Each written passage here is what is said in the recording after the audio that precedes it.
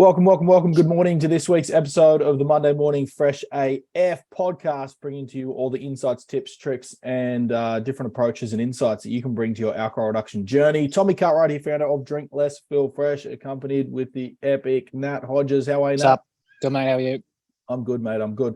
Team, Beautiful. Today, if you've been listening to our podcast, you'll notice that we can get into some of the most complex deeper reasons, influences, and motivations why we drink at the end of a long day, or even why we turn to a behavior that we end up feeling guilty for. But today we're going to bring you the opposite of complex. We're going to bring you one of the easiest, fastest, simplest frames when it comes to how you view and relate to alcohol.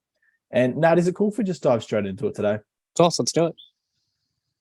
What Nat and I have found after working with so many people regarding alcohol reduction, and more importantly, just ditching any and all sabotaging behaviors to live with more choice and freedom, is that some days we want complex answers. We want to know deep truths, universal, individual, philosophical, scientific, traditional medical approaches. We want in-depth experiences of why does my body do what it's doing?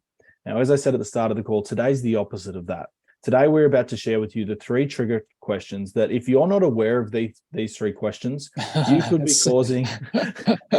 It's so tidy. This is so good.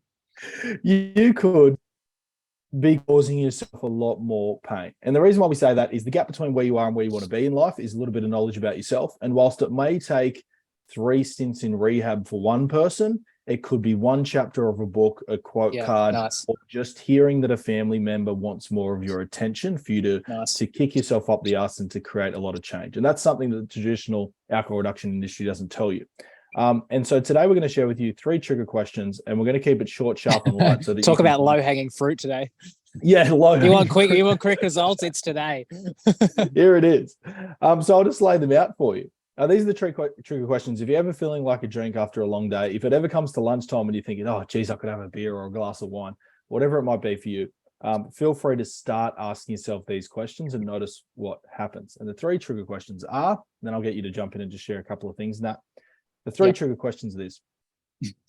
When it comes to feeling like a drink, the question to ask yourself is, am I hungry? The second question to ask yourself is, am I thirsty? And the third question to ask yourself is, am I tired? Nice. Am I hungry? Am I thirsty? Am I tired? And now I've been in the game for about 9 to 10 years, specializing in alcohol reduction for the past 5 to 7 of those years. And I actually learned these 3 trigger questions off a very good friend of mine whose name's David. He's been sober for almost 20 years now. And when I approached him when I was 24 years old, looking for support when it comes to changing my relationship with alcohol, he shared these with me, and I've never forgot them, Nat, in all the things I've ever learned. And the reason why I've never forgot them is because how it took such a complex thing, an overwhelming thing for me, and realized, oh, there's a large percentage of the time where I'm drinking because I'm not looking after one of these three things. It's crazy, isn't it? Yeah, it's just like that's what you and I are passionate about too. Yes, we love sharing really complex and making complex approaches like alcohol reduction really easy to understand and approachable and attractive for people. But this one's in a whole nother level. Like, Nat, how many of our clients at Drink Less, Feel Fresh have completely transformed and changed their relationship with alcohol because they've understood, and isn't this a big pattern, that we often drink because we're tired and we don't want to have to deal with it. Yep. You're exactly right. It's one of the biggest ones, and it sounds easy off the bat, because it is. But the difficult thing about it is that because we're so caught up in our day, so caught up in what we need to do and our timelines and our roles and our responsibilities, that even that those 3 things are base brain function. Like tired, hungry, thirsty is base survival brain. And when you're so caught up in your day and life that you are missing awareness on base brain, base looking after yourself, that's why it's so easy to have a drink, because it's those 3 things are so fundamental to our sense of safety, our sense of comfort, our sense of self, that when our day takes over and we're missing these vital cues on self-knowledge, tired, hungry, thirsty, that means that our basic, most survival instincts are turned on, but we're missing that point. We're missing that trigger of like, oh, I'm really, my body and my mind is really trying to look after myself, but I'm really caught up, and bang, you'll drink every time. Well, as you say it like that, geez, what a dysfunctional and unhealthy way to look after your three most primal needs. Yeah. I need to drink, yes. I need to eat, I need to sleep.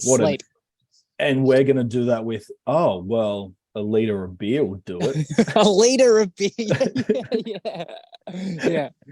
I've never said it like that before. Instead of saying 2 to 3 drinks, just a liter. Just a liter. An hour. Just a liter of 4X will sort that out. Oh, that's good. But yeah, that's it. Isn't it a good representation of how much we have drifted into our psychological self instead of our body felt self? Like we've drifted so far into this kind of like mental idea of who we are that we go, we're feeling all this stuff and we go, I know how to sort this. Booze. I know what's best for me. I'll do that. And it's like we've come so far away from the actual experience. And on that note, if you don't want to take action on this, that's fine. But don't point the finger when 20 years go by and you burn out, right? Because there's only so long you can suppress fundamental needs like I'm thirsty, I need proper hydration, I'm hungry, I need nutrition, and I'm tired, I need to lie down or sleep. Yeah, because then you'll get emotional dysfunction, and then you'll get body dysfunction, and then you'll get body limitation, and then you're in the wars. Ooh, well then said. It's disease. Yeah, well freaking said. Then you get what do you call it? Body dysfunction, and that's Now we're talking about entering more so not many of our listeners and members, but now we're entering the zone of we need medical intervention, right? Whether it's for the alcohol itself or it's for the disease that we've caused in the body due to massive amounts of alcohol use. Which I think, Nat, just before we wrap up, it's probably interesting. It's probably worth an insight here, isn't it? Just to share. That's a good insight for people to notice the difference between the problems that alcohol is causing your body, but the secondary problem that your body is experiencing from suppressing its need for water, hydration, nutrition, and sleep. And I don't think a lot of people link those two together, do they? They go, well, apparently 2 drinks every night is okay for me. And we're not aware of that other part, which is like, well, it's okay if you're not tired or hungry, if you're sorted, or thirsty. Well said. It's okay if you're sorted and you're looking after your physical body, but if you're not, woo. Nat, I'm going to see if we can. This is going to be officially our shortest and sharpest episode, and you and I can always get rambling. So I'm jumping in here to wrap it up. I would love all of the members that are listening here to. I love it. It threw me off guard. Short, sharp. Go take those questions away. Go do it. It's a little bit different today, but I think they're going to love it. Listeners, let us know, though. Always feel free to email us in at info@drinklessfeelfresh.com. If you've got a challenge, a hurdle, or an obstacle, share it with Nat and I as soon as we can. We'll throw it into one of the podcast episodes for you, or even give you a personal shout out. Let us know how this episode of the podcast goes down. Did you enjoy the short, sharp approach to creating change today? And those questions are, once again, am I thirsty? Am I hungry? Am I tired? And if you're sitting in the awareness and realizing that's the case, you have an option for yourself, which is either to look after your core fundamental physical and human needs, or you're going to suppress those with alcohol. Either way, up to you. All right. Oh, how good. That was clean. Either way, it's up to you.